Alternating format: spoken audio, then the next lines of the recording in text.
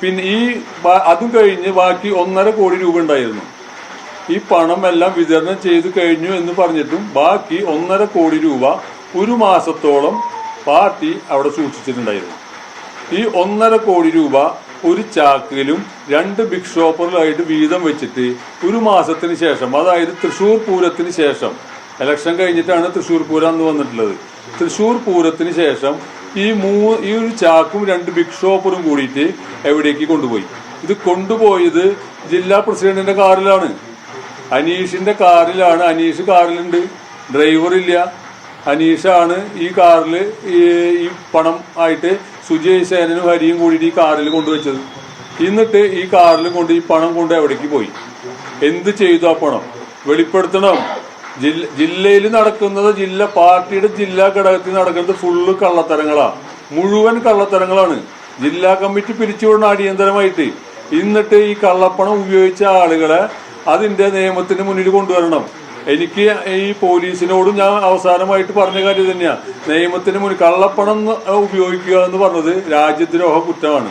ആ രാജ്യദ്രോഹം കുറ്റം ചെയ്ത ആളുകളെ പോലീസ് അല്ലെങ്കിൽ ആ കള്ളപ്പണം കൈകാര്യം ചെയ്യേണ്ട വിഭാഗം ED ആയാലും എന്താണെങ്കിലും ഇത് ഇവരെ കൊണ്ട് ചോദ്യം ചെയ്തിട്ട് ഈ പണം എന്തിനു വേണ്ടി ഉപയോഗിച്ചു, ആരെല്ലാം കൈകാര്യം ചെയ്തു, ആർക്കെല്ലാം വീതം വെച്ചു, ആ പണം കൊണ്ട് എന്തെല്ലാം ഉപയോഗം നടത്തി, വസ്തുക്കൾ വാങ്ങിക്കൂട്ടിയിട്ടുണ്ടോ, വാഹനങ്ങൾ വാങ്ങിക്കൂട്ടിയിട്ടുണ്ടോ, ഇത്തരം കാര്യങ്ങൾ വിശദമായിട്ട് അന്വേഷിച്ചു കഴിഞ്ഞാൽ ഇതിന്റെ സത്യാവസ്ഥകളും ഈ കള്ളപ്പണത്തിന്റെ ഉറവിടവും പോലും ഇവരിൽ നിന്ന് അറിയാൻ കഴിയും എന്നാണ് ഞാൻ വിചാരിക്കുന്നത്.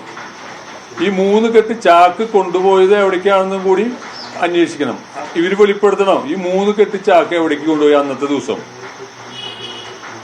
ഇതാണ് ഞാൻ പോലീസിന് കൊടുത്ത മൊഴികളിൽ. രഹസ്യ സ്വഭാവമുള്ള കാര്യങ്ങളൊന്നും ഞാൻ ഇപ്പോൾ വെളിപ്പെടുത്തുന്നില്ല. അന്ന് ഇതിൽ ബാക്കി ഉണ്ടായിരുന്ന 1.5 കോടി രൂപയാണ് ഇതിൽ ബാക്കി ഉണ്ടായിരുന്നത്. 1.5 കോടി രൂപ.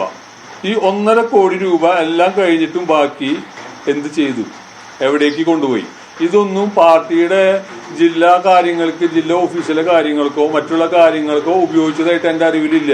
കാരണം ജില്ലയിലെ അവിടെ ഓഡിറ്റിംഗ് നടത്താനായിട്ടുള്ള കണക്കുകളെല്ലാം തയ്യാറാക്കി കൊടുക്കുന്ന ഒരു കാര്യം കൂടി ഞാൻ തന്നെ ചെയ്യേണ്ടതാണ്. വാസ്തവത്തിൽ അത് ചെയ്യേണ്ടത് ജില്ലാ പ്രസിഡന്റും ട്രഷററും കൂടിയിട്ട് ചെയ്യേണ്ട ഒരു കാര്യമാണ്.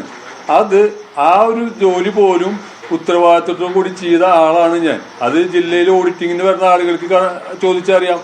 ഈ ഓഡിറ്റിങ്ങിന് വന്ന ഒരു വർഷം ഓഡിറ്റിങ്ങിന് വന്ന ആളുടെ ഒരു ബാഗ് അവിടെ മിസ്സായിട്ട് ആ ആളെ ഞാൻ ഫോൺ ചെയ്ത് പറഞ്ഞിട്ട് പിറ്റേ ദിവസം കൊടുത്ത ആളാണ് ഞാൻ.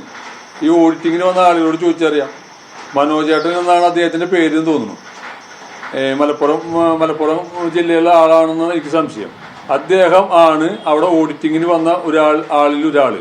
അദ്ദേഹം അവിടെ വന്നിട്ട് മറന്നു വെച്ചത് പിറ്റേ ദിവസം അദ്ദേഹം ഞാൻ വിളിച്ചു പറഞ്ഞിട്ട് പിറ്റേ ദിവസം അദ്ദേഹം വന്ന് കളക്ട് ചെയ്ത് പോയത്. അത്രയും ഉത്തരവാദിത്വത്തോടു കൂടിയും സത്യസന്ധതയോടു കൂടിയും എന്നെ ഏൽപ്പിച്ച മുഴുവൻ ജോലിയും ചെയ്തിട്ടുള്ള ഒരാളാണ് ഞാൻ ഈ പറയുന്ന ഈ കള്ളപ്പണം ഓഫീസിൽ വന്നു എന്നുള്ളത് ഗൗരവകരമായ ഒരു കാര്യമാണ്. അതിനെ കുറിച്ചിട്ടാണ് ഈ നേതൃത്വം മറുപടി പറയണത്. ജില്ലാ നേതാക്കൾക്ക് വ്യക്തമായിട്ട് അറിയാം ഈ പണം ആരുപയോഗിച്ചു, എന്തിനുപയോഗിച്ചു, ആരൊക്കെ ഇത് വീതം വെച്ചു, എല്ലാം വെളിപ്പെടുത്തണം. ജില്ലാ നേതൃത്വമാണ് ഇത് വെളിപ്പെടുത്തേണ്ടത്. ജില്ലാ നേതൃത്വം ഈ കാര്യം പറഞ്ഞു കഴിഞ്ഞാൽ സാധാരണ പോസ്റ്റർ ഒട്ടിക്കുന്നതും കൊടി കെട്ടുന്നതും പോലെയുള്ള പ്രവർത്തകർ തിരിച്ചറിയണം. കള്ളത്തരം കൊണ്ടാണ് ഇത് നടക്കുന്നത്. ഇവർ ജീവിക്കുന്നതിന്റെ ഇവരുടെ ആസ്തി എന്താ? ഇവര് ജില്ലാ കമ്മിറ്റി ഓഫീസിൽ വരുമ്പോ ചുമതലയിൽ വരുന്നതിന് മുന്നേ ഇവരുടെ ആസ്തി എന്തായിരുന്നു? ഇപ്പൊ എന്താണ് ഇവരുടെ ആസ്തി? എല്ലാ കാര്യങ്ങളും അന്വേഷിക്കണം, വിശദമായി അന്വേഷിക്കണം. രാജ്യദ്രോഹം ചെയ്ത ആളുകള് പാർട്ടിയുടെ നേതാക്കളായിട്ട് ചമയുകയും ചെയ്യുക. സാധാരണക്കാരായ ആളുകൾ ചെയ്യേണ്ട പണി പോസ്റ്റർ ഒട്ടിക്കലും ഈ കൊടി കെട്ടണ ആ പണികളായിട്ട് മുന്നോട്ട് പോവാം. സാധാരണ പാർട്ടി പ്രവർത്തകർ അറിയട്ടെ, ജില്ലാ നേതാക്കന്മാരുടെ ചെയ്യുന്ന പ്രവർത്തികൾ എന്താണെന്ന് പാർട്ടിയുടെ സാധാരണക്കാരായ പ്രവർത്തകർ അറിയേണ്ടത് പ്രവർത്തകരുടെ കടമയാണത്. പ്രവർത്തകർ കാരണമാണ് ഈ നേതാക്കന്മാരുണ്ടാവുന്നത്. പ്രവർത്തകരില്ലെങ്കിൽ നേതാക്കന്മാരില്ല.